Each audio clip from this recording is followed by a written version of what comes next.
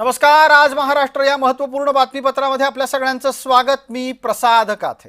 आता आजच्या दिवशी महाराष्ट्रात कोणत्या बातम्या गाजल्या त्या तीन प्रमुख बातम्या आपण पाहणार आहोत आणि त्याचबरोबर महाराष्ट्राच्या बाहेरही देशाची एक महत्त्वाची बातमी घडतीये त्याचाही या निमित्ताने उल्लेख आपण करणार आहोत। नाशिक भारतीय जनता पार्टीमध्ये आज प्रचंड राडा झाला। गिरीश महाजन यांच्या कार्यपद्धतीच्या विरोधात तिथे सार्वत्रिक नाराजी व्यक्त झाली।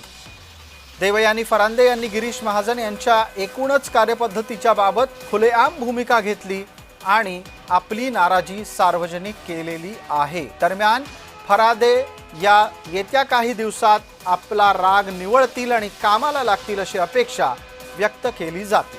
दुसरी बातमी ठाण्यातली अत्यंत चमत्कारिक पद्धतीने नजीब मुल्ला यांना जितेंद्र आव्हाड यांच्याविषयी प्रेम वाटू लागलेलं आहे।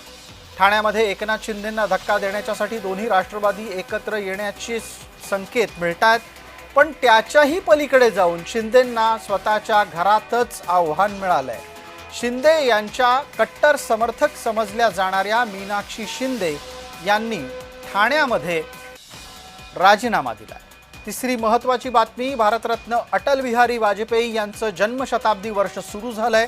या निमित्ताने उत्तर प्रदेशामध्ये राष्ट्र प्रेरणा स्थळाची स्थापना करण्यात आली। अटलजींच्या स्मृतींना वंदन करण्यासाठी पंतप्रधान नरेंद्र मोदी तसंच उत्तर प्रदेशचे मुख्यमंत्री योगी आदित्यनाथ आणि देशाचे संरक्षण मंत्री राजनाथ सिंह हजर होते।